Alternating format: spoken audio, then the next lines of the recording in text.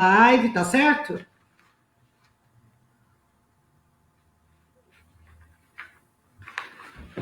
Olá, boa noite. Vamos dar uns minutinhos para que as pessoas cheguem nessa nossa live. Vamos ver. Os amiguinhos. As pessoas já podem começar a compartilhar a live, que dentro de instantes ela se iniciará.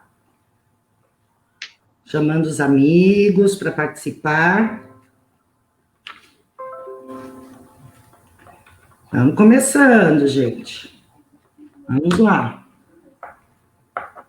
Dá mais uns minutinhos, um minutinho para as pessoas irem entrando, porque os relógios funcionam em tempo diferente.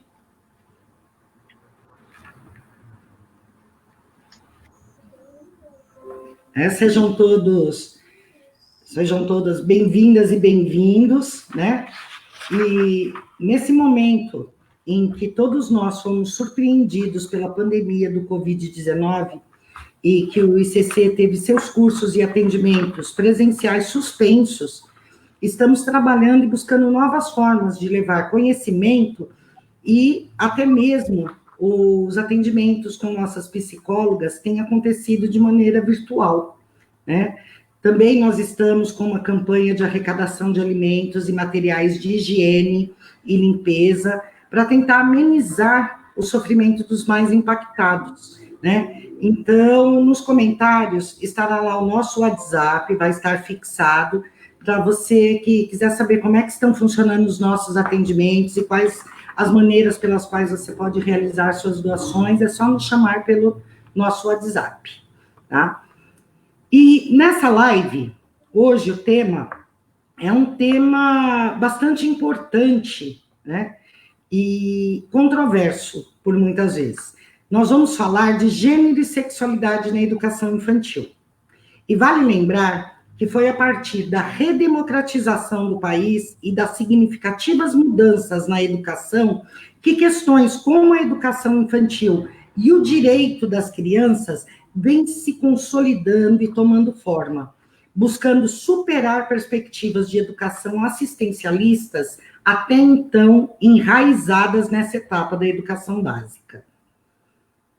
Também a concepção de criança como sujeito de direitos, garantida na Constituição de 88 e ratificada no ECA de 1990, faz da educação infantil um campo para grandes debates e questionamentos, ressignificando o que até então se pensava sobre educação para crianças pequenas. Atuar com crianças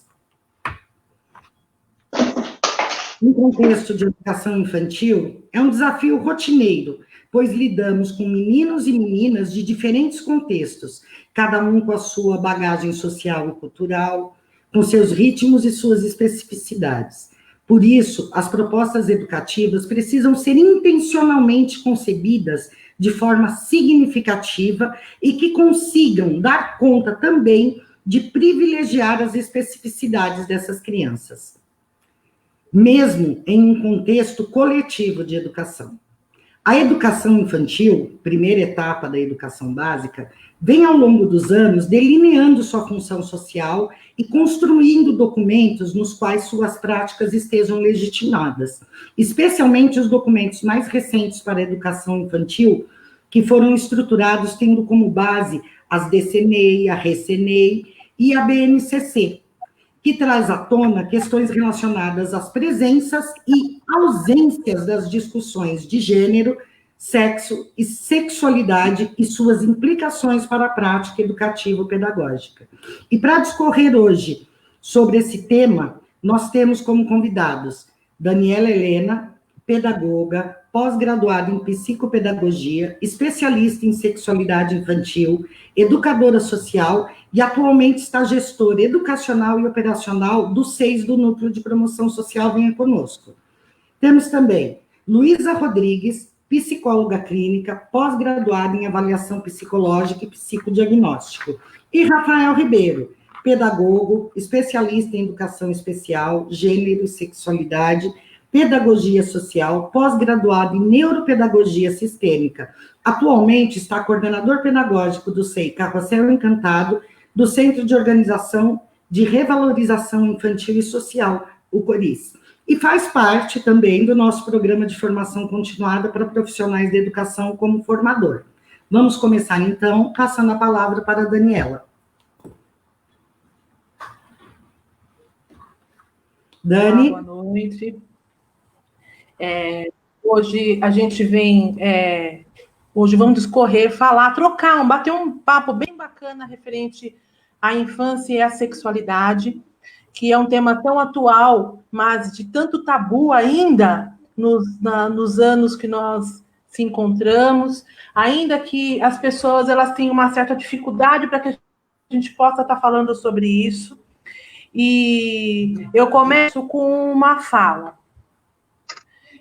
Uma criança dos seus 6 anos, sendo um pouco mais profunda, ela, aos 6 anos, ela fez uma pergunta e perguntou: mamãe, o que seria virgem?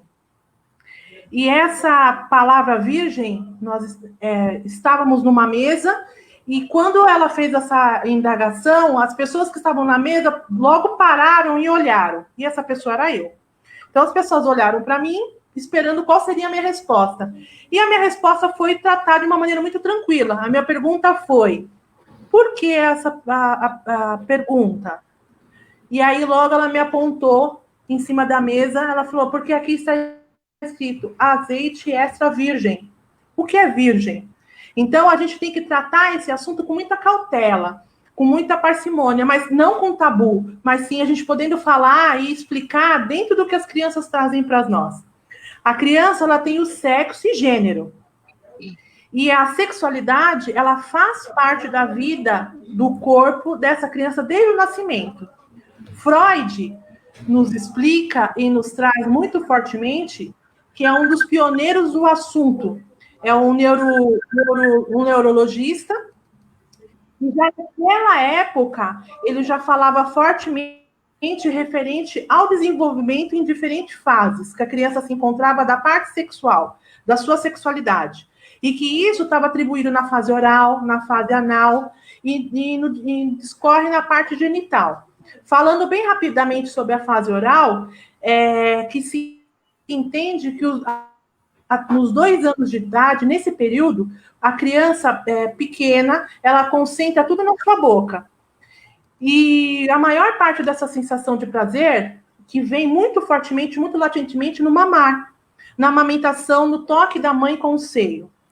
E nessa questão do sugar, né, do seio, da mamadeira, da chupeta, os bebês são acariciados, são aconchegados. E o que a criança, quando ela suga esse leite materno, ela passa por uma vivência que é uma vivência muito natural, né? E que está muito ligada no momento assim do erotismo. E elas terão uma maior capacidade de intimidade física quanto adulto. Mas isso vem ligado muito nessa fase oral. E aí, na fase anal, em torno dos 3 anos, 4 anos, a criança, ela ganha o controle dos seus esfíncteres, né? No conseguir segurar o cocô, o xixi, então ela passa a ter um entendimento da sua parte corporal, dos seus órgãos genitais. E, por esse processo, ela começa a entrar num processo de ter o conhecimento do seu corpo, então você consegue adentrar a questão do desfraude, que já tem pessoas que começam muito antecipado, e tem criança que consegue isso, esse processo também antecipado. E em seguida vem a fase fálica, que essa fase fálica, ela acontece dos 3 aos 6 anos. E a criança, ela tem uma atenção voltada muito para os órgãos genitais desse processo. E os pequenos, eles começam a descobrir as diferenças entre o sexo, né? Então, o sexo do gênio, o feminino e o masculino, menina e menino.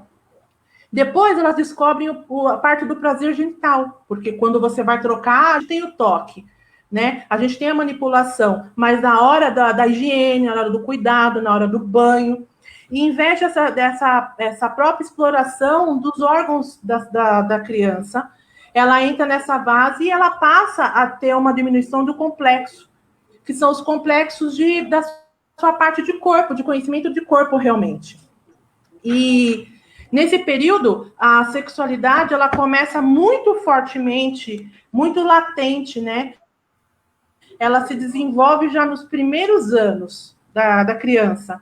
Então, nesse conhecimento, até os 5, 6 anos, a criança, ela faz bastante descobertas nesse campo. E são os campos até das predileções, né? Quando a criança ela tem uma predileção por um amiguinho, ela tem a criança ela tem a capacidade das suas escolhas enquanto seus pares, né? E isso está muito atribuído ao seu entendimento. E a criança, nessas descobertas, ela vem criando a sua identidade, que é a identidade de gênero.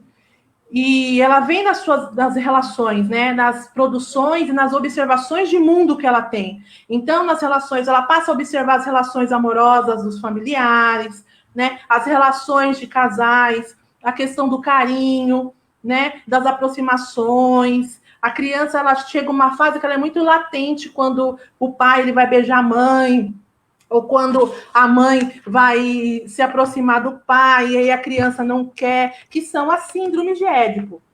E nessa questão, essa exploração, essa identidade, ela vem numa compreensão das relações, né? E aí vem a questão da criança, ela começa a entrar nessa sua fase das perguntas, das indagações, de onde eu nasci, de onde eu venho. E aí tem muitos familiares que eles vêm realmente nessa informação, que é uma informação muito apropriada da parte moral, de que como de cada família, ela se apropria e ela se coloca nessa condição de transpor essa informação à criança, mas de uma maneira lúdica. Tem famílias que ela vai muito no concreto mesmo, ela passa a informação muito verdadeira para a criança. Mas até onde isso se torna positivo. A criança ela tem a sua capacidade até onde a gente se deve informar. E a questão do gênero, ela fica muito misturado, né, nessa concepção, e muito envolvido nas concepções do próprio adulto, da maneira que isso é destinado dentro da tua casa. Ela vem forte no imaginário das crianças, né? Quando você pode observar enquanto você é professor, ou você mesmo pai em casa, nas atribuições às brincadeiras, nas colocações das brincadeiras, o jogo simbólico que essa criança traz. Ela conota tudo dentro do mundo que ela vive, dentro de tudo que vem dentro das concepções que tem. Então, ela traz muito forte na dramatização. E se faz muito representada nesse universo mesmo que é da família com as crianças. Nessas concepções, a gente vê muito, de uma maneira muito importante, que a criança, nessas fases sucessivas e progressivas, as crianças elas se organizam de uma maneira inocente. A criança é inocente. Então, a gente tem que agir com cautela quais as informações que a gente vai colocar para essa criança. A gente tem casos, sim, de vivência de crianças que o horário do soninho. As crianças elas entram nesse momento e às vezes uma criança tira a roupa da outra, tira a sua própria roupa e encosta. E fica um encostado no outro. Aquele que foi colocado para ficar junto, ele não está nem entendendo o que ele está fazendo. E o que também fez, tão pouco, porque ele está reproduzindo o que ele viu. Né? Então, a gente tem que ter muito cuidado e ter assim, uma grande importância quanto ao nosso papel isso lá na sua fase adulta. É importante a gente responder que exatamente para a criança o que ela está perguntando. E sem antecipar dúvidas, sem antecipar informações. Né? Lembrando que a gente tem questões nossa moral enquanto adulto. E além das explicações sobre a anatomia, sobre a concepção dos pequenos, como que nós vamos, aos poucos, construindo essa ideia de gênero com a criança, quando ela passa a socializar com os demais. E, às vezes, o que está dentro da casa, fortemente, nas relações que ela estabelece na escola, nas suas relações com seus amigos, né? Na infância, literalmente na infância, que a criança ela recebe as suas primeiras referências de mundo. É a partir desses convívios, é a partir das primeiras referências de mundo, que a partir daí que as crianças começam a se construir a sua identidade, as suas bases emocionais, que vai levar isso para a vida toda. Por isso a mediação, ela também é muito importante. Como que esse professor ele se posta daquele momento que a professora entende que é uma situação sexual. Mas a criança ela não tem esse entendimento, ela está num jogo simbólico, porque ela está reproduzindo. Então, a gente tem que tratar isso com muita calma, com muita cautela, né? E a base emocional que vai levar para a vida toda. É como a gente conduz que isso vai agregar, que vai levar, né? Então, por isso, a mediação dos assuntos considerados difíceis, assuntos que são fundamentais para que elas cresçam de uma maneira seguras e não infundadas, né? Mas eu reforço novamente a cautela de como que a gente vai atribuir, como que a gente vai falar isso com as crianças, né? O diálogo aberto, o tema se faz com pequenos, que as crianças comecem a conhecer o seu corpo, né? A questão do erotismo. O que a sexualidade tem a ver com o erotismo? A gente sabe que hoje a gente está num momento musicalização, a parte do funk. O funk é algo que permeia muito fortemente dentro das suas casas, dentro da sua comunidade, e aí são atribuições da parte do erotismo mesmo, né? Que bonitinha a criança tá agachadinha e tá dançando, tá erotizando, mas até onde o convívio da parte moral e até mesmo do seu convívio familiar, como é que a gente vai, enquanto escola, atribuir e criar esse laço de conversa, esse diálogo aberto com as famílias, né? A educação sexual, ela pode, sim, ser um assunto de criança, e escola e família, desde que seja conduzido de uma forma sensível e muito cuidadosa, muito cautelosa, né? A gente não seja um apontamento de dedo, quem é o culpado, não existe culpado, porque a parte sexual, ela faz parte, o gênero faz parte dessa construção enquanto criança. E aí, por isso que a gente tem algumas, eu trouxe muito fortemente a questão da gente trabalhar com as crianças sem indagação, porque muitas vezes as indagações das próprias crianças para nós não se referem de um dado objetivo, né? De uma situação, às vezes vem realmente numa questão do simbolismo. E se ela traz informação para nós, enquanto nós educadores, enquanto nós da área da educação, como que a gente pode permear de uma maneira tranquila? Atribuir de uma forma tranquila. No campo da sexualidade, o mundo da fantasia pode falar alto do que o mundo real. E fala mesmo, porque é o mundo real que entra na questão das concepções das músicas que eu falei. E as crianças, como que a gente atribui as questões das brincadeiras com as crianças? Eu não sei se vocês se recordam, há um tempo atrás, foi lançado uns bonecos, e esses bonecos, eles vieram mesmo, menino e menina, e vinham com os órgãos genitais. E eu me recordo que, não tão longe, com a minha filha, eu cheguei a comprar mas eu tive um retorno de alguns pais, em conversa de grupos, que eles estavam horrorizados. Como que o bonequinho veio com pênis? Como que a bonequinha tinha uma vagina?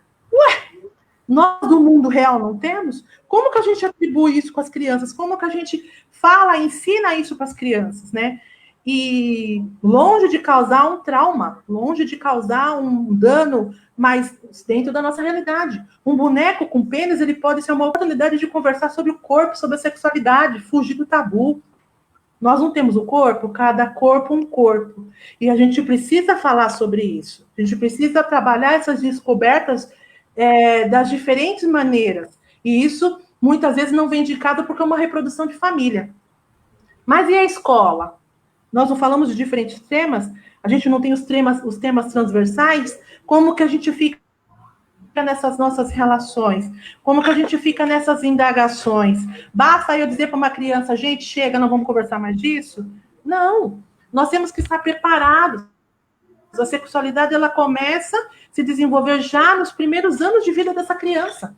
Então, como que você passa a permear? Como que você, às vezes, até nas nossas relações, a gente precisa se despertar e precisa se deixa avançar e nem desenvolver uma prática educativa de qualidade e de confiança, né? De estimular ao autoconhecimento e até uma proteção para a própria criança, né? Em diversas situações. A descoberta das diferentes entre os sexos ocorre de uma maneira muito precocemente da vida da criança. E a gente precisa estar preparado e entendido.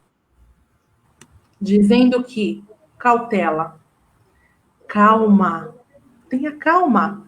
Não é um bicho de 7 cabeças a sexualidade infantil. Ela é tão natural quanto. E aí, eu vou passar para vocês alguns materiais que nós temos de livros mesmo, né? Que a gente pode conversar com a turma referente a partir daí. Tem um que chama-se Mamãe Botou um Ovo. E eu não sei se a Mel vai colocar as fotinhos que eu solicitei. E esse livro, ele fala sobre, ele afunda sobre a questão de que o que seria o ovo? O ovo é a ideia, são as concepções. Quando essa mãe dessa criança, ela traz realmente uma concepção muito forte quanto à sexualidade. Então, o ovo é a descoberta, né? É a descoberta realmente quando a criança lança suas perguntas e a mãe traz um ovo, que é a indagação e a resposta dessa pergunta. Tem um também que chama-se Menina Não Entra. É da Thelma Guimarães Castro Andrade. Esse é um livro muito gostoso, muito bacana. Ele trata de um grupo de amigos, de um time de futebol mesmo, e que não aceita a Fernanda. E a Fernanda, no final das contas, ela joga mais futebol do que os próprios meninos. E ela não deixa a sua feminilidade passar por futebol. E futebol é coisa de menino, né? Tem um outro também, que é o Fado do Padrinho, o Bruxo Afilhado. E outras coisinhas mais. Então, esse livro também é da Ana Cláudia Ramos. É um livro também muito, muito, muito, muito bacana. De um menino, é uma ideia que torna um fado madrinho simples, porque só se fala da fada da madrinha. E por que não tem o fado madrinho? Por que ele também não pode ter essa atribuição? É uma atribuição feminina? E por que não masculina? Então, esse livro ele vem realmente para conotar a questão bem fortemente de gênero, né? E depois tem um que é Ceci Tem Pipi. E de Thierry Lainans.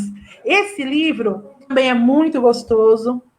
Ele fala de uma forma assim muito simples, na verdade, os adjetivos que as pessoas tomam para poder falar das partes íntimas. Não vagina e pênis. Não, é mais a Ceci tem pipi. Então, a partir dali, a gente vai colocando, vai conotando, mas tudo de uma maneira muito sutil sobre as referências da parte corporal da sexologia. Tem um também que eu gosto bastante. A Olivia Não Quer Ser Princesa. Como uma menina não quer ser princesa se toda menina tem o sonho de ser princesa? Né? E por que os meninos não podem ser também se vestir de princesa? Então, qual é a conjuntura que a gente tem enquanto parte moral que isso impede que as crianças fantasiem? Que as crianças possam começar a ter um conhecimento diferenciado de mundo e a vivência, a experimentação dos diferentes mundos, né? Que a gente tem em relação ao gênero. E finalizo que é muita cautela de falar, mas a gente também não pode deixar de falar, que são as novas concepções de família. Olivia tem 2 papais. Esse livro eu comprei, e na verdade, eu fui muito numa atribuição de curiosidade, que eu queria saber como que esse livro tratava desse título, que é um título tão cauteloso, né? E começa falando realmente de uma menina que ela tem curiosidades, e mesmo assim, e as curiosidades dela já vêm, porque isso vem trazido dos coleguinhas da escola. Por que ela tem 2 pais? E ela brinca de boneca com os pais, se são homens, né? E aí é um livro também que trata com muita leveza, que são homens, mas que eles têm atribuições de papéis femininos, né, na conjuntura dessa menina. E isso influencia até onde na questão de gênero dela, né? Então é um livro que ele é muito gostoso e trata com muitas particularidades. Eu digo que finalizo dizendo que na infância, de concepções da parte sexual, a educação sexual, ela parte a partir daí, desse princípio, desse pressuposto, para a nossa vida adulta. Então, ela é muito especial, as tratativas, os encaminhamentos, para que a gente não venha ter um problema muito sério lá na frente e que isso venha aplacar a vida sexual, porque aplacou, aplaca a nossa vida pessoal também. Então, a gente tem que ter muita cautela, tá bom? Fico à disposição, passo agora para o próximo colega e estamos por aqui. Rafael. Marli, eu posso inverter aqui um pouquinho a ordem? Eu queria passar para a Luísa, ficar por último, né? As damas na frente, por favor. Tudo bem, fique à vontade. Então, vamos lá, Luísa, nossa psicóloga e convidada.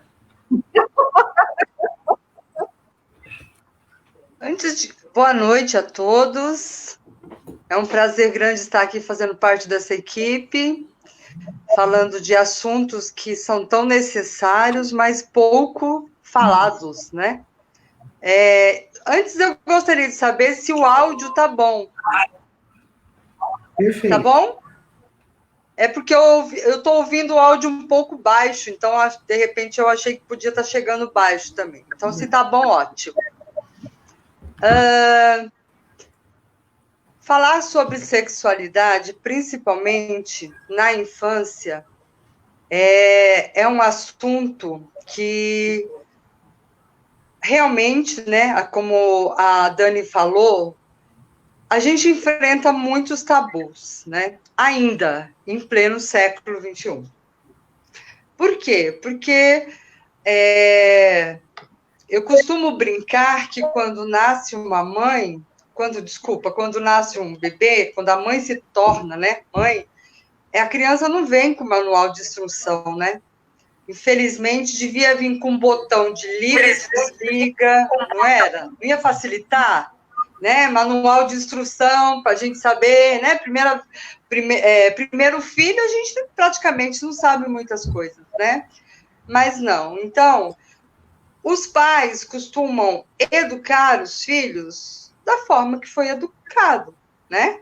Então, esse comportamento em relação à sexualidade da criança, a dificuldade que os pais, né, ainda têm para falar sobre isso ou responder a dúvidas dos seus filhos sobre a questão é ainda mais comum, né, do que imaginamos.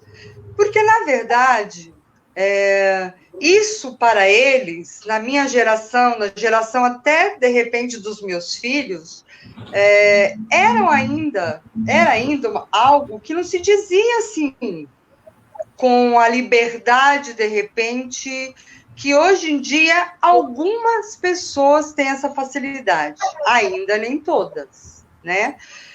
Quando a gente estuda, como é o caso da Dani, que se especializou, a gente percebe, né, Dani, que isso é muito comum, né? É uma coisa muito assim... É fácil falar porque você está vendo o lado simples de algo que há muito tempo atrás colocaram na nossa cabeça como algo que era... Só um minuto. Falhou aí, né? Colocaram na nossa cabeça como algo que era assim, não pode se falar disso na frente de todo mundo.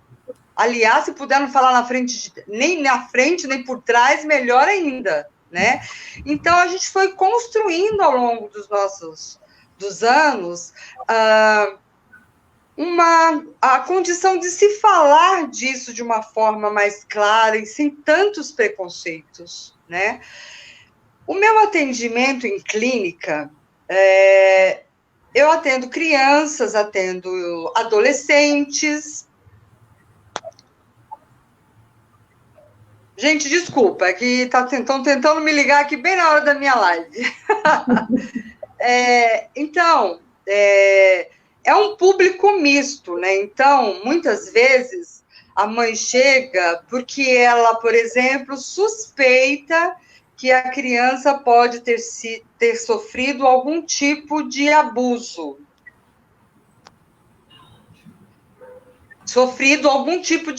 Então,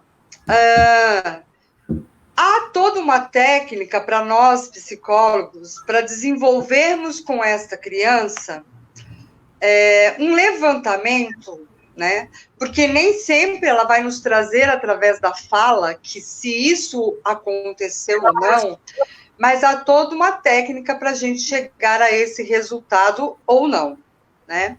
Então, isso é tão tabu que até para isso acontecendo em casa com o filho, a mãe já se mostra desesperada, né, com a questão. Não se vê assim, não é uma coisa que dá para se generalizar, mas na grande maioria a mãe não tem esse preparo, né, para falar do assunto, dominar, falar nomes mesmo, né, dos órgãos sexuais. Então, quando chega a consultório, a gente tem que dar duas orientações, né? Primeiro para a mãe, para acalmar, né? Para saber dela exatamente o que houve, para depois iniciar um processo com essa criança, né? E a gente tem que compreender que a criança, como a Dani muito bem colocou, ela vem vindo com as suas fases. E o adulto, ele entende essas fases, quando o adulto não é uma pessoa da área, ele entende essas fases, por exemplo, quando a criança toca o seu órgão genital. Ele entende que essa criança Freud já dizia, né, na sua obra, que as fases psicossociais pelas quais o indivíduo passava, ele passava ao longo do seu desenvolvimento físico e mental. E quando ele afirmou que a criança tinha sexualidade, ele não estava dizendo, ele não quis, né, dizer com isso que ela tinha prazer, como o adulto tem, né? E talvez as pessoas, por conta, talvez, da informação, perceba, né, ou entenda que seja dessa forma.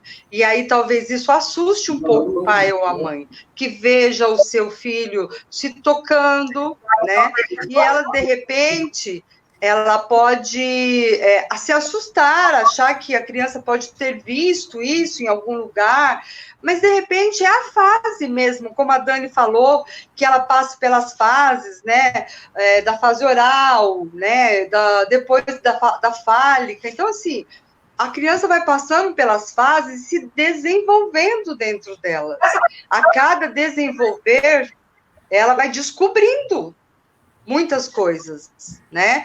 Então, há um tempo atrás, eu recebi uma solicitação de ajuda de uma criança que tinha, sempre que ia dormir, o hábito, né, de ficar se tocando, né? E aí a gente tenta ajudar de uma forma assim a mostrar que isso é uma descoberta, mas que não, a gente pode tentar desviar a atenção, porque se torna algo constante para a criança, né? Pode ser algo que esteja bloqueando algo, tem algo bloqueando, e aí precisa ser acompanhado essa fase, né?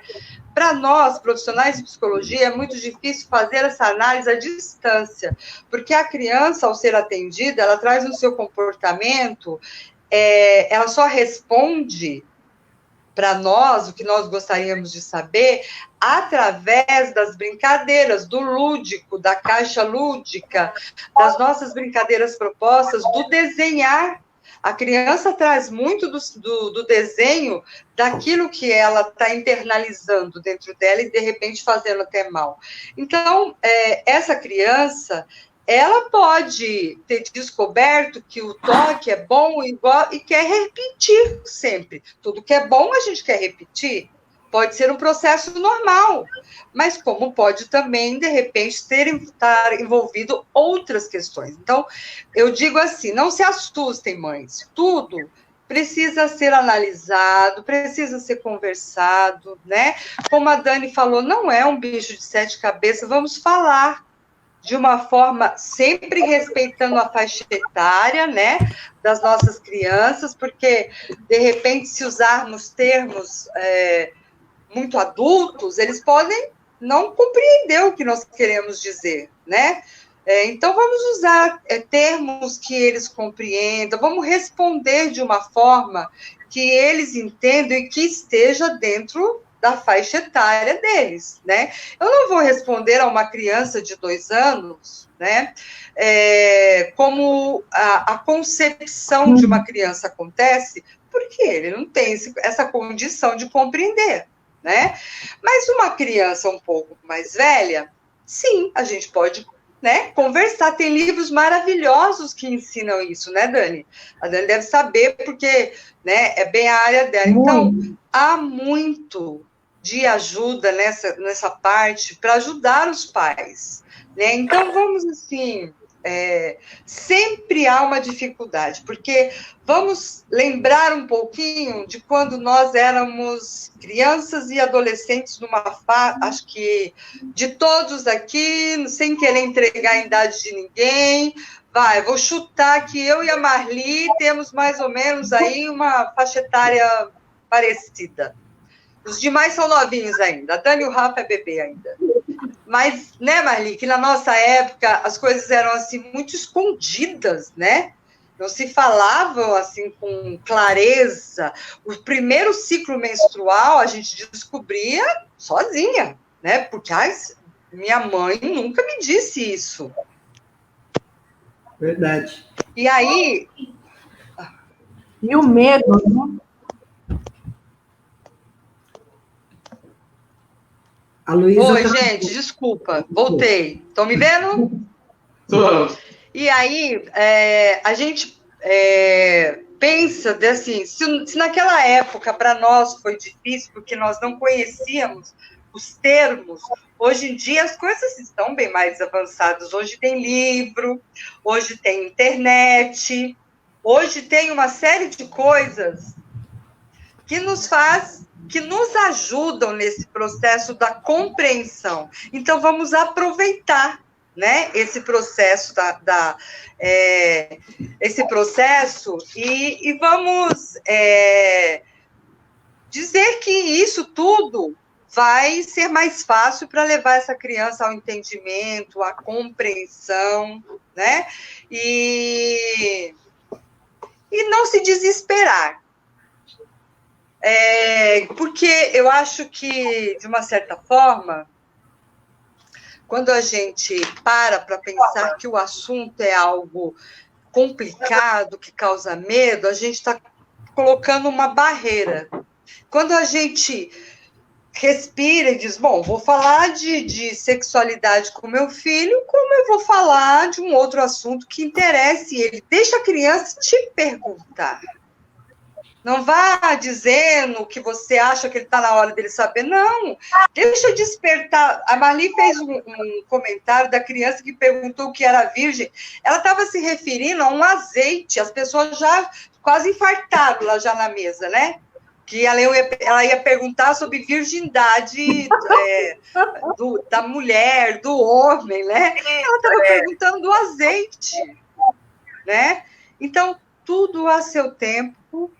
A criança, ela tem as suas fases de curiosidade, então vamos deixá-las perguntar sobre aquilo que elas têm dificuldade de entendimento. E nós, né, vamos, se não tiver assim, na hora, vamos dizer, peraí que a mamãe vai tentar procurar uma forma mais legal de contar para você como é isso. Vamos procurar um livro, uma história que você vai entender melhor. É usar muito do nosso lúdico, do nosso, né, para contar à criança o que ela precisa saber. Sem medo, né? Porque se a gente bloqueia, por exemplo, eu vou usar uma outra fala da Marli. A criança está naquela fase de desfraude, né? Aí a mãe tá pondo lá no piniquinho, né? Para fazer as suas necessidades. Aí a mãe diz para ela assim, quando ela faz o xixi ou o cocô: ai, parabéns, você fez. Aí a criança ficou feliz, né? Porque ela tá vendo a mamãe feliz. Mas aí, uma hora ou outra, ela não dá conta e faz na roupa. E aí a mamãe fica triste. Então, o que essa criança entende? Que segurar deixa a mamãe feliz. Mas depois, eliminar também deixa a mamãe feliz. Então, para a cabecinha dela, é difícil essa compreensão. Nessa fase que ela está, né? Na fase de 2 aninhos, que é a época do desfraude, né? Porque ela pensa... se eu faço no piniquinho, a mamãe fica feliz comigo, mas se eu seguro para não fazer na roupa, a mamãe também fica feliz. Então, o soltar e o segurar, o controle, né, fica confuso na cabecinha dela. Então, se a criança está no desfraude, aprendendo a fazer no piniquinho, né, se elogie, fale muito bem, mas se também, de repente, no momento, ela não deu conta, porque ela ainda está no processo inicial, leve ela, mostre onde é o piniquinho, mas não diga palavras que possam fazê-la acreditar que o que ela fez é muito ruim, né? De ter feito na roupa, de não ter tido tempo de chegar lá. As nossas palavras, nesse momento da infância, dessas fases, aos nossos filhos, é muito importante. Tomar esse cuidado de saber falar, né, para não criar, de repente, situações que lá na frente possam ocasionar algum problema, assim, mais sério para a criança, né? Então, procurar ser assim. Claro. Falar de uma forma simples, né? E a cada... dúvida, procurar responder sem aquele medo, né? E eu acredito que depois, quando abrir para as dúvidas, eu acho que vai surgir bastante, né? Essas questões, né? Porque é o que a gente ouve muito em consultório, em palestras, às vezes, que a gente faz, que aborda o tema, é que, às vezes, né, a criança está numa fase de perguntação, né? Pergunta tudo. E que, de repente, a mãe, para que você quer saber isso? Depois a mãe fala, e deixa a criança naquela curiosidade. Isso só tende a aumentar cada vez mais, e pode ser que ela venha buscar uma outra forma de saber que não seja a forma tão correta, né?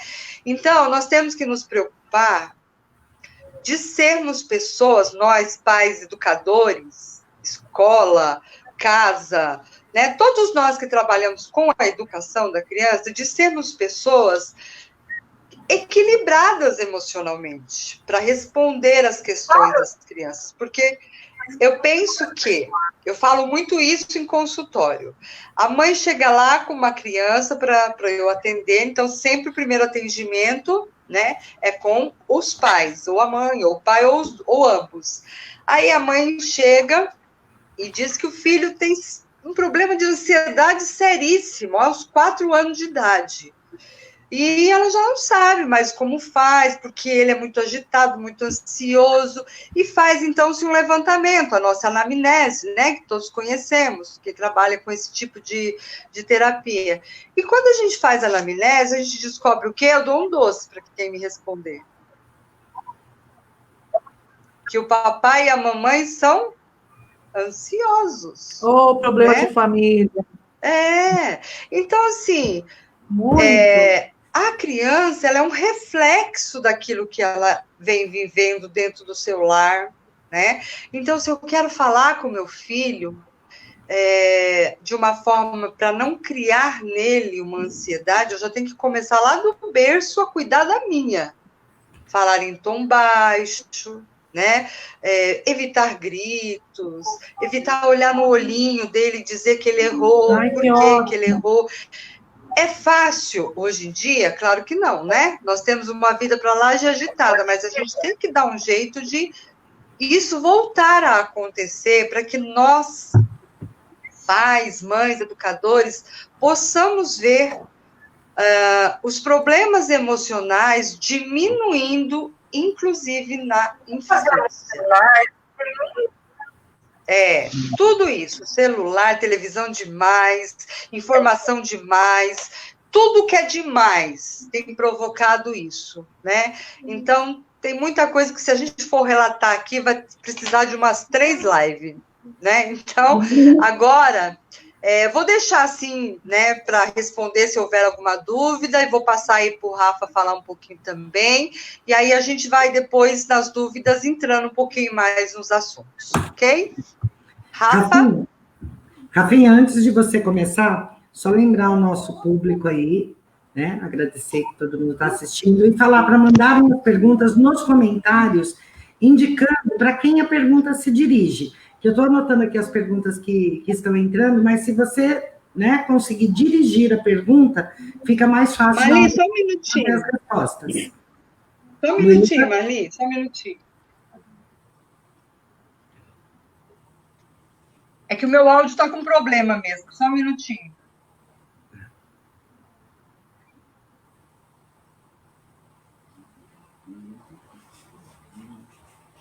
Live, né? Ao vivo. Ô, louco, meu! Vai lá, Rafinha. Pronto, pode falar. Primeiramente, boa noite. Eu quero que vocês me deem um retorno de como está o meu áudio, se dá para ouvir. Eu vou pedir para todo mundo, como eu sei que 90% das pessoas que estão acompanhando são professores, coordenadores e diretores, para pegar papel para anotar, porque agora eu vou chegar em um momento que eu vou citar documentos oficiais que tratam do nosso assunto, que é gênero e sexualidade na educação infantil, como a Luísa e a Dani e a própria Marli discorreram inicialmente. E aí ficou a meu cargo, vamos assim dizer, aí a parte um tanto mais didática e de falar da questão prática aí, até por conta que isso nos cercam a todo momento. Só que eu não posso começar antes de mandar beijo para quem eu esqueci de mandar beijo, tá? Mandar beijo aí, ó, Unidade 7 do Venha Conosco, que fez um registro maravilhoso, com foto, com descrição. Passa outro, mande fotos para mim que eu gosto muito. Jaqueline também, beijo. Minhas alunas de ludopedagogia, Magda, Eliane, Noemi, companhia, Ana Paula. E eu já esqueci um monte. Edna, Pato, e todo mundo que eu esqueci. Daniel, Vanessa, estão acompanhando aí. Beijo para todo mundo. E aí, agora eu vou começar, porque eu não sou a Xuxa para ficar mandando muito beijo assim, tá, gente?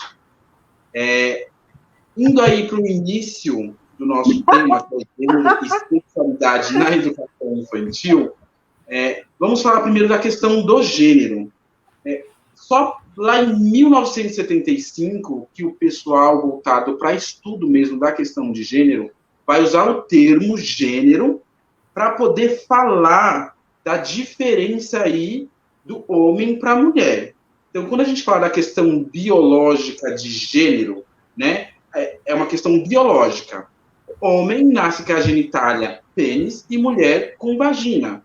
E aí, quando a gente entra numa questão social, definir essa questão de gênero é um pouco mais complexa, porque aí esse gênero vai ser construído a partir da sociedade que esse indivíduo se encontra. Então, aquilo que é muito próprio de uma sociedade lá no continente africano, não vai ser no continente americano. Aquilo que é atribuído para mulher ou para homem vai ser muito distinto em cada território. Isso é fundamental a gente entender.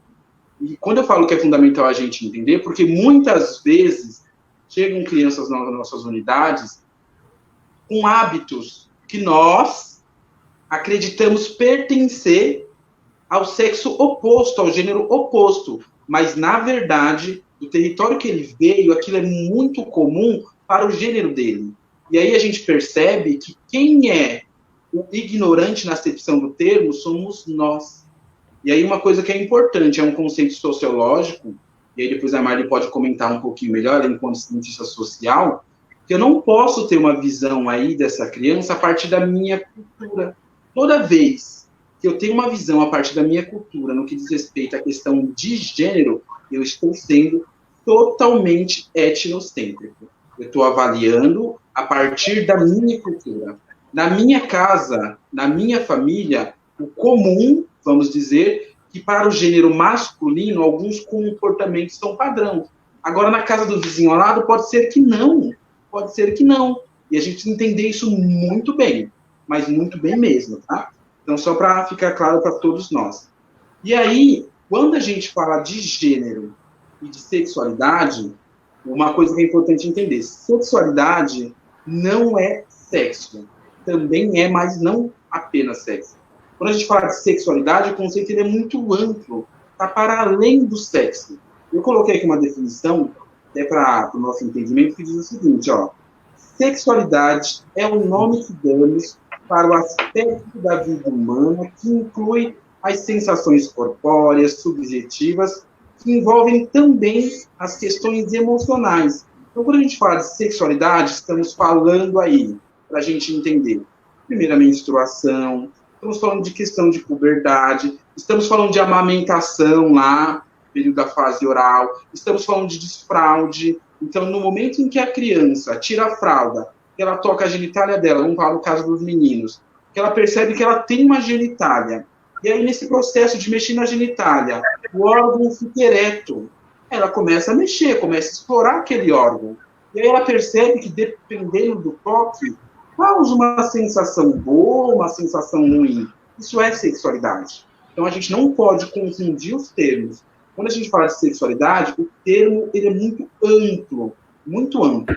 Não podemos restringir sexualidade a falar de relação sexual, tá? Vai muito além de relação sexual. Então, eu coloquei aqui, ó, que o sexo ele faz parte da sexualidade, porém, não pode ser confundido com. E aí, quando nós vamos falar de sexualidade infantil, é fundamental entender, e aí a Luísa e a Dani, elas foram, assim, bem claras, de que a sexualidade infantil é muito diferente da sexualidade adulta, muito diferente. E aí, por uma questão muito simples, né? O conhecimento de mundo que o adulto tem é diferente do conhecimento de mundo que uma criança tem. A criança, quando ela descobre o órgão genital, ela vai explorar para conhecer o órgão genital. O adulto não. Ele entende que aquele órgão genital tem diversas funções, desde urinar, como também de ter relação sexual, se dar prazer, e aí ela vai buscar meios de se dar prazer. O adulto, a criança é totalmente diferente. Isso a gente precisa entender. Eu sei que muitas vezes causa um espanto nas professoras, nós, né? Se você falar que não causou em mim, eu estou mentindo. Quando a gente, no momento do soninho, visualiza que uma criança está se tocando, e aí é automático. Todo mundo usa uma fala padrão. Aquela criança está se masturbando. Essa é uma fala padrão, porque o universo adulto entende e compreende aquilo como sendo uma masturbação. É claro que isso é para a gente discutir durante várias lives, como disse a Luísa, mas quando a gente fala de masturbação, além de ter a questão de conhecer o próprio corpo, né, de se dar prazer, o adulto ele vai com um objetivo muito claro, tanto que ele se prepara para, né? Então ele procura um espaço para fazer isso, ele separa algo que ele vai usar para isso, ele tem toda uma preparação para isso. A criança não. A criança não. Ela um dia tocou, percebeu que deu alguma coisinha, e aí para ver como a criança é muito instintiva, né? Instintiva. Se por acaso ela passou por uma carteira, vamos pegar a mesa do refeitório, e sem querer ela bateu na genitália, e percebeu que deu uma cosquinha, de repente causou nela um certo prazer, ela vai retornar naquela pontinha direto. Ela vai estar sempre ali. Ela vai estar sempre ali. Para ver como é totalmente diferente do adulto. É totalmente diferente do adulto. Tá? É que às vezes a gente quer colocar na mesma caixinha, e colocar na mesma caixinha que o adulto não vai. É a mesma coisa do azeite extra virgem, né? O adulto já pensou no virgem para além. A criança não. A criança é totalmente diferente.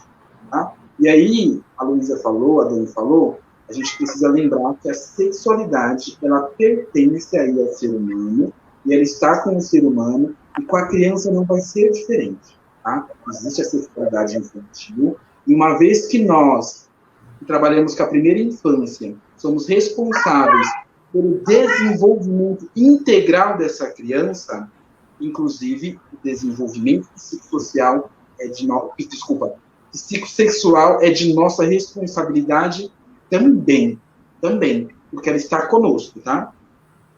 E aí, a gente vai entrar um pouquinho no âmbito da educação.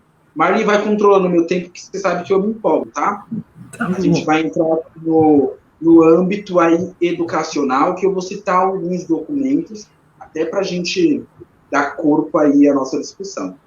Nas diretrizes curriculares nacionais para educação básica, no capítulo 1, que vai tratar das etapas dessa educação básica, exatamente na seção 1, que vai falar de educação infantil, lá no artigo 22, ele coloca assim para a gente, ó, a educação infantil tem por objetivo o desenvolvimento integral da criança em seus aspectos físicos, afetivos, biológicos, intelectual, social, complementando a ação da família e da comunidade. Então, significa dizer, toda essa questão de sexualidade da primeira infância é da nossa responsabilidade, porque nós estamos ali de frente com essa primeira etapa da educação básica, que é a educação infantil. Então, a nossa responsabilidade é o desenvolvimento integral. Vou fazer o desfraude? Vou fazer o desfraude. Sabendo que a criança vai se tocar. Ela vai se tocar como que eu me organizei para esse momento ou eu não me organizei. E aí uma coisa que é importante, respeitando as religiões, respeitando os conceitos, respeitando todos os profissionais. Quando a gente está trabalhando com criança, o Rafael que se encontra ali é o professor de educação infantil, livre de ideologia, livre de religião. Então, eu preciso entender isso como sendo próprio do ser humano. Eu não posso deixar que alguns conceitos pessoais meus não permitam visualizar que a criança vai se tocar, porque ela vai se descobrir, tá, gente? Isso é importantíssimo. E aí, não posso falar, nossa, ele está fazendo aquilo porque ele viu o pai fazendo. Não necessariamente. Ou pode ser que sim. Mas a maneira como que ele faz, e a Dani falou muito bem, está no processo do jogo ali simbólico, ele quer entender o que aquele adulto fez. Mesmo que ele busque entender o que aquele adulto fez, ele vai entender assim, 0,001, porque ele não está no momento de entender. Né? Ele vai se tocar, né? vai explorar o seu próprio corpo, mas ele não vai entender. Porque o adulto, ele tem estruturas cognitivas muito distintas aí da criança, tá? Outro documento importante, e aí a gente vai para diretrizes curriculares nacionais para educação infantil, no artigo 9, que vai tratar aí das propostas pedagógicas. Lá no inciso 1, diz o seguinte, ó, ele vai falar para a gente que é fundamental que a gente organize as propostas pedagógicas que promovam o conhecimento de si e do outro por meio aí da ampliação de experiências sensoriais. Tem um bebê chorando aí, hein? Não é meu, é um bebê aqui ainda. Não é meu. E aí, quando a gente fala, a gente precisa organizar experiências pedagógicas que proporcionem que a criança, né, ela conheça a si e o outro, é conhecer si, né, a sua pessoa, na sua integralidade. É entender que ela tem uma genitália, que essa genitália, ela fica ereta, dependendo do estímulo, porque a criança vai acordar, menino, né, ele vai acordar, pode ser que esteja ereto, e aí, às vezes, professoras e professores, a gente já tem um cuidado muito grande, e aí eu vou falar no lugar de fala de homem, né, se é assim que eu posso dizer. Muitas vezes o menino vai acordar com a genitália ereta, com o pênis ereto, e controlar ali para fazer xixi no vaso não é tão simples assim. Então você tem um pouquinho de paciência. Porque primeiro ele nem sabia que ficava duro, porque estava dentro da fralda. Ficava ereto, perdão. Agora ele sabe que fica. Aí ele tem desafio de ir na privada fazer xixi com a genitália ereta. E como que eu administro isso? Né? Então tem que ter um pouquinho de paciência também nesse sentido. Caso as meninas não são diferentes. Né? tirou a fralda, ela vai fazer lá no vaso. Qual é a força que sai esse xixi da vagina da menina? Né? Então tem que ter paciência também. Estamos falando de sexualidade. Ao falar de fraude, estamos falando de sexualidade. E às vezes parece que nós não temos ciência disso, que nós temos alguns comportamentos e parece que somos totalmente leigos. E isso pertence aí ao ser humano, tá bom? Continuando ainda nas diretrizes curriculares nacionais para a educação infantil, no item 6, eles falam o seguinte, que a gente precisa propor situações de aprendizagem para que a criança tenha autonomia nas ações de cuidados pessoais, autogestão, saúde e bem-estar. Quando a gente fala de cuidados pessoais, é a criança se limpar sozinha, e nesse processo de se limpar sozinha, muitas vezes, ela vai ter contato com o outro. E aí é uma coisa que é engraçada, né? Quando um menino da educação infantil vê uma menina, parece que ele tem um espanto, ele faz assim, mas ele só está procurando algo que não está pendurado, que nele tem pendurado. Ele quer entender essa diferença anatômica. Não é que ele está olhando a menina com desejo sexual porque o pai dele ensinou isso. Porque é diferente. É simplesmente diferente. É diferente. E como ele nunca viu, vai causar um espanto nesse menino, ou nessa menina vai causar um espanto, porque tem algo pendurado ali e nela não tem pendurado. E aí uma das ações que podem ser feitas, e aí cada um conhecendo a sua turma, o seu agrupamento, eu costumo dizer sempre isso, o que a Dani falou. Nós falamos de ter bonecos na unidade. Bonecos que tenham genitália. Porque desde quando eles forem brincar lá no berçário mesmo, de bebê, de papai, de mamãe, que for trocar a fralda do bebê, ele vai visualizar que aquele bebê tem genitália. E que aquela genitália pode ser masculina ou pode ser feminina. E aí, muitas vezes, bebê de berçário de B2, ele vai olhar que é feminina, vai fazer meio que uma comparação. Boneca e ela, ele vai entender que tem uma semelhança ou tem uma diferença. Tá? Então, são ações assim do cotidiano que possibilitam a gente trabalhar essas questões aí, tá bom? Um documento que eu gosto muito, e aí a gente precisa entender que esse documento não é que a gente não tem que mais fazer uso dele, só porque nós temos a Base Nacional Comum Curricular. A gente precisa usá-lo, mas a base vem aí para trazer novos conceitos referente à organização aí curricular, que são os referenciais curriculares nacionais para a educação infantil, volume 2. Lá na página 17, tem um capítulo reservado para falar só sobre expressão da sexualidade infantil. E aí tudo isso que eu falei, que a Luísa falou, e que a Dani falou, e que a Marli falou, vai estar lá. E é claro, vai ter muito mais informações, mas está lá. A partir da página 17, os referenciais curriculares nacionais para a educação infantil. E aí, na página 41, esse mesmo documento, ele vai tratar sobre identidade de gênero. Como assim, Rafael, sobre identidade de gênero? O conceito de identidade de gênero é para além de uma questão política e ideológica. Quando eu falo de identidade de gênero, aí eu vou resgatar uma fala anterior minha. Lembra que eu falei? O gênero, ele é construído socialmente. Ele é construído socialmente. Quando nós falamos de identidade de gênero, é entender assim, eu enquanto homem, ou enquanto mulher, a gente usa o termo menino e menina, né, nas unidades. O que eu posso fazer e não posso fazer? Então, nesse capítulo da página 41, ele vai tratar sobre isso, mas vai deixar bem claro que, dentro do universo das experiências, as crianças estão livres para explorar e participar de tudo. De tudo. De tudo e de tudo. Porque jogar bola não pertence a menino, assim como brincar de filhinho não pertence a menina. Né? E aí uma coisa que é importante, eu falei isso quando eu falei da questão lúdica. Quando a criança como brinca... também, só agregando, Rafa, o azul não é de menino, e o rosa também não é de menina. Eu, particularmente, sou Daniela, posso me dizer que eu sou menina, adoro o azul. O que me faz ser menino por essas questões, não é? Exatamente. E aí, quando a gente fala dessa construção de gênero, ajuda a criança a construir a identidade de gênero dela. Porque é que não dá para ver todo mundo. Eu estou acompanhando aqui, eu vi que a gente já teve 461 comentários, não sei quantas pessoas estão ao vivo, mas se perguntar quem jogou bola na infância, um monte de menina vai levantar. Isso construiu a identidade de gênero de vocês. Nossa, que não tem ligação nenhuma com o fato de orientação sexual.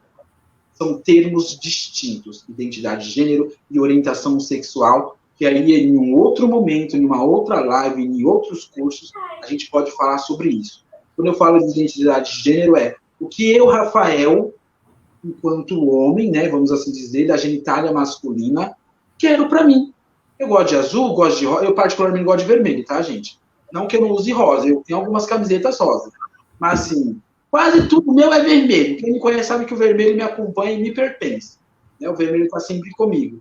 Mas e as nossas crianças? Quais são as cores que elas gostam? Ou quase sempre a gente já impõe as cores que a gente deseja? Né? O que eles gostam de brincar? Ou quase sempre a gente separa sempre as mesmas brincadeiras para meninos e para meninas? Né? Então, até que momento nós temos interferência nessas questões?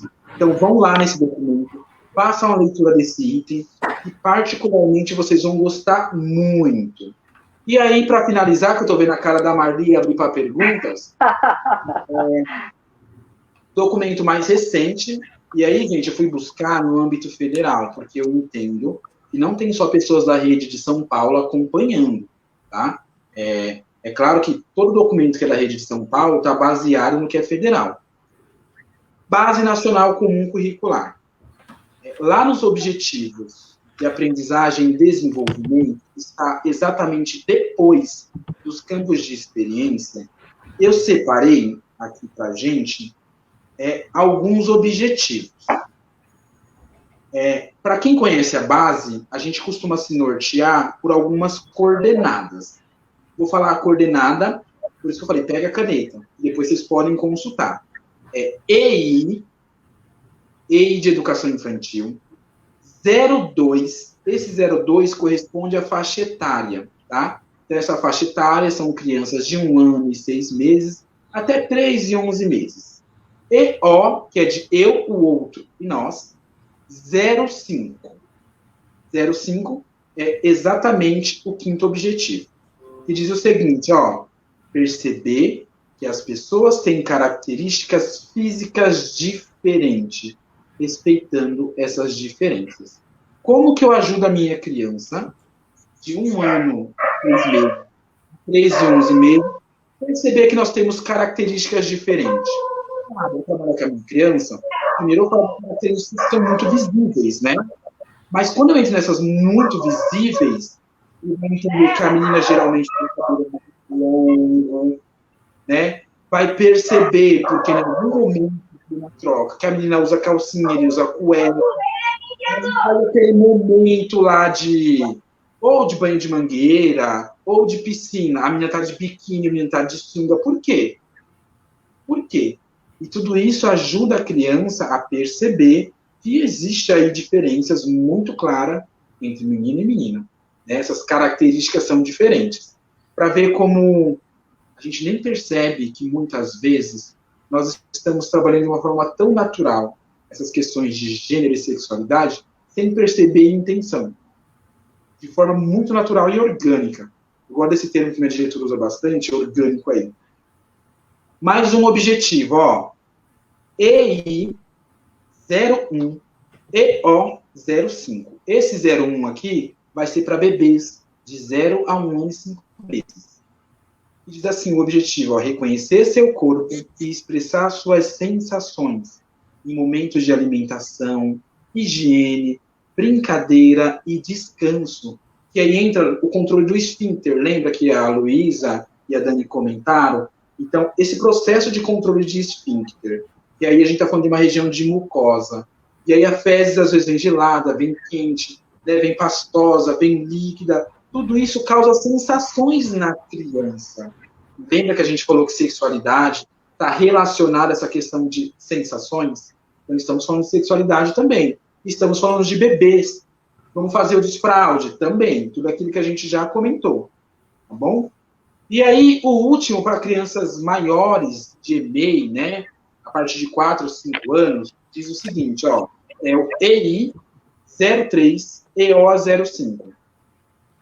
Demonstrar a valorização das características de seu corpo e respeitar as características dos outros com os quais convive. Demonstrar e valorizar.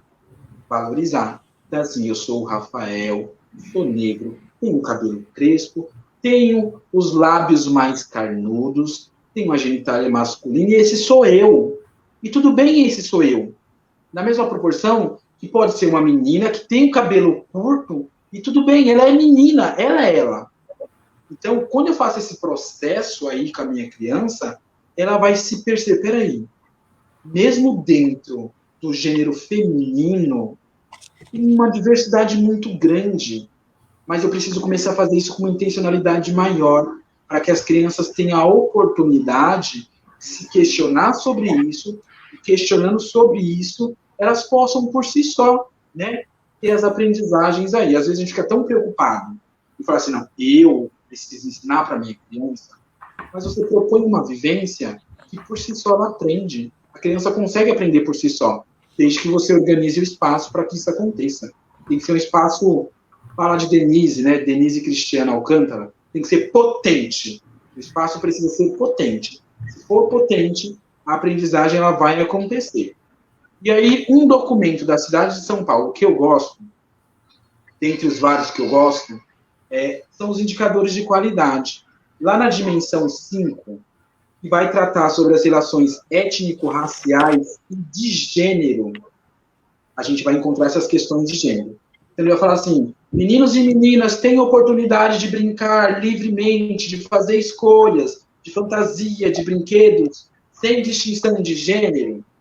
Significa dizer que a gente tem que se atentar a essas questões de gênero. E na dimensão 7 também. Na dimensão 7 vai falar sobre a promoção de saúde, bem-estar, experiências de cuidar de si, cuidar do outro e do mundo aí. Lá no descritor 7.1.4, ele vai falar sobre a questão de higiene e de cuidado, que a gente tem que permitir que as crianças se cuidem sozinhas, se higienizem sozinhas, e nesse processo de se cuidar e se higienizar, é natural que ela vai perceber que ela tem uma genitália, vai perceber que assim, ó, isso eu não preciso, eu vou falar aqui por conta da nossa formação, mas é claro para todo mundo. A minha criança, que entrou em fevereiro na minha unidade, quando chegar em dezembro, ela cresceu, a genitália sofreu alteração. Isso é uma questão biológica. E ela percebendo isso, em algum momento ela vai comentar, em algum momento isso vai ser expressado e vai vir em evidência. E a gente precisa estar preparado. Eu acho que estar enquanto ingênuo não faz muito sentido, tá, gente? Eu acho que era isso, senão eu vou me estender muito. Espero que tenham conseguido pegar aí as referências. Qualquer coisa eu mando para a Marli, ela coloca lá nos comentários e as pessoas buscam. Mas, assim, não tem segredo. Esses documentos, todo professor de educação infantil precisa ter. Eu não tenho todos impressos, mas eu tenho todos em PDF, até para consultar aí. Tá bom, gente? Quem eu esqueci de mandar beijo, desculpa, tá bom? Porque eu esqueço. Quem me conhece sabe que eu sou esquecido. Marli, com você. Querido, obrigada. Nós estamos aqui com diversas perguntas. E aí, como a gente tem aí a previsão de terminar a live em 15 minutos, para não ter mais que 1h30 de duração, né? Para também não ficar uma coisa cansativa, para que as pessoas possam cuidar de outros deles, né? Nós recebemos diversas perguntas, eu vou passar algumas para vocês, eu já vou dar tarefinha. Vamos colocar que vocês vão responder todas as perguntas direto nos comentários, tá bom? Que aí vai ser tudo salvo no Face, vocês vão lá e aí vão botando as respostas para as pessoas, tá certo? Eu tenho algumas que cabem resposta para os 4, tá? Vamos encaminhar, então, Rafa, um assunto que já surgiu na semana passada.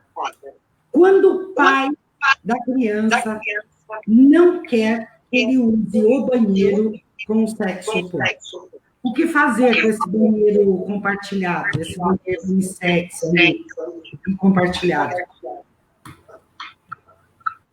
Essa é para mim? É. Tá. Uma coisa que é importante, isso tem que ser lá no ato da matrícula.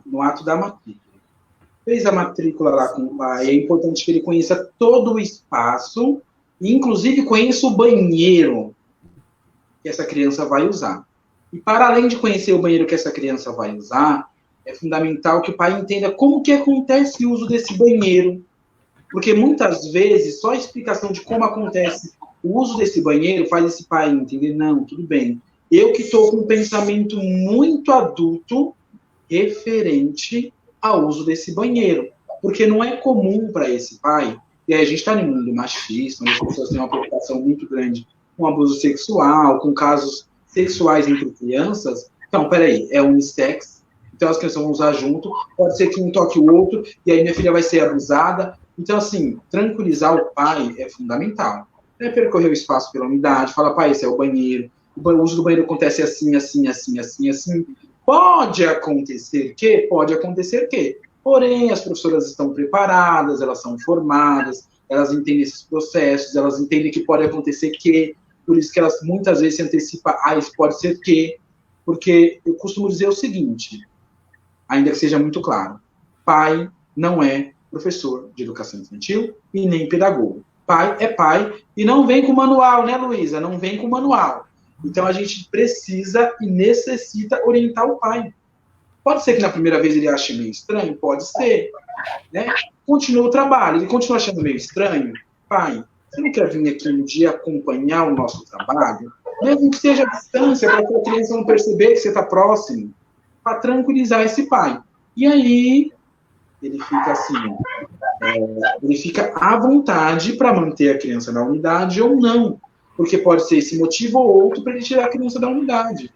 Mas, assim, aquilo que compete à nossa pessoa, nós precisamos fazer até o último aí, tá bom? Luísa, liga, dá uma mexidinha no microfone, que está tendo um eco muito grande. O pessoal está avisando aqui. Liguei. Tá? Vamos lá. Uma outra pergunta que foi recorrente também, né? E aí, essa vou limpar geral e vocês aí vejam quem se sente mais apto a responder. Como falarmos e tratarmos de um tema tão importante como gênero e sexualidade numa sociedade tão conservadora? Como abordar os pais e explicar-lhes que na educação infantil nós trataremos desse assunto?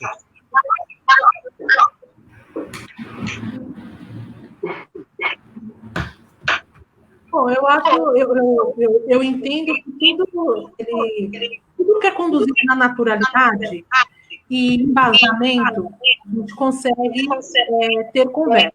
Claro que esse tema é um tema que talvez seria pertinente se você tratar numa reunião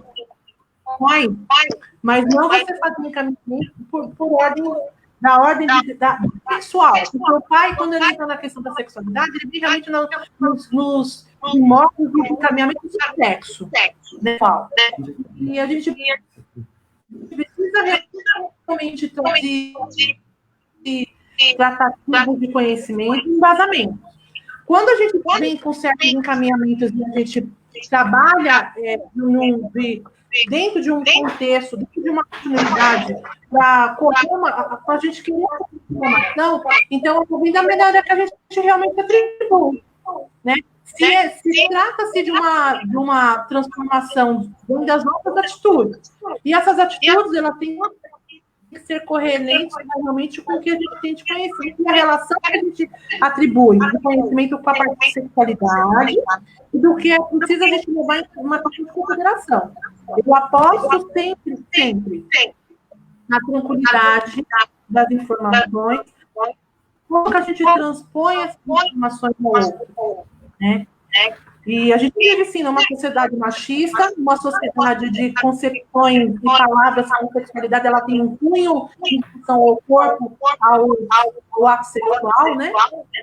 E a gente tem que desconstruir. Muito é. Tá certo. Bem. Agora para a Luísa. Uma pergunta para a Luísa. Quando a criança está em um momento de exploração do corpo, nunca devemos chamar a atenção dele e sim fixar a atenção para o lugar. É verdade isso? Como podemos aproveitar sem prejudicar? Marli, eu não ouvi direito. O áudio falhou um pouquinho. Tá, gente, nós vamos cortar a live, está chovendo demais no Vargem Grande, e aí as respostas, vocês dão nos comentários.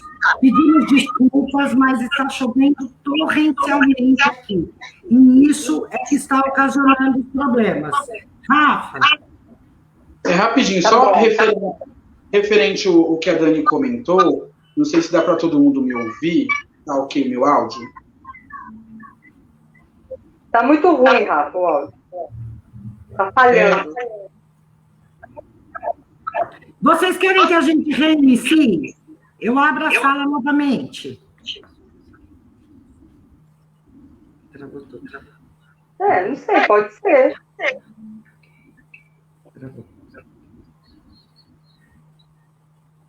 Eles estão ouvindo, mas bem? Eles estão te dando esse feedback que eles estão ouvindo bem? Ok, agora. Parece que o áudio melhorou. Tá, então vamos lá. Vamos continuar, Luísa. Quando a criança está em um momento de exploração do corpo, nunca devemos chamar a atenção dela e sim fixar a atenção para outro lugar. É verdade isso? E como devemos abordá-la sem prejudicar? Deixa eu só ver se eu entendi. Se a criança estiver se tocando, que não deve chamar a atenção, é isso ou deve? Não deve. Deve chamar a então, eu falei disso um pouquinho, né? Eu falei que assim, se a criança faz isso ao dormir, né? Mas se o educador, né, por exemplo, em situação de creche, percebe que essa criança faz isso com muita frequência, é preciso observar, né? E talvez conversar com o profissional, porque assim, é difícil dizer que deve ou não chamar a atenção dessa criança em específico, sem uma avaliação anterior que me dê condição de saber por que essa criança faz isso no recente. Tudo que nós falamos aqui é que o toque, ele é algo normal para a criança, né? A criança vai tocar e vai se conhecer. E o que é bom tem uma tendência a se repetir. A criança tocou seu órgão genital, sentiu que é bom, sentiu, né, aquela sensação boa, ela vai fazer de novo, né? Então, talvez mudar alguma coisa no momento de dormir para que ela pense ou haja de uma outra forma, né? É tomar cuidado com a forma de falar. Né? Isso é importante. Gente, infelizmente, nós estamos tendo muitas reclamações do eco que não está sendo entendido, né? Agradeço a participação de todos, peço desculpa por essa falha, mas a chuva não nos permitiu, né, fazer o cruzamento que nós queríamos. O vídeo estará disponível no nosso canal do YouTube e vocês, por gentileza, respondam as perguntas nos comentários. Gratidão. Obrigada. Boa noite, tchau, gente. E quarta-feira é dia de live. Amanhã vai ter uma oportunidade e uma boa noite a todos. Boa noite. Tchau. Tchau. o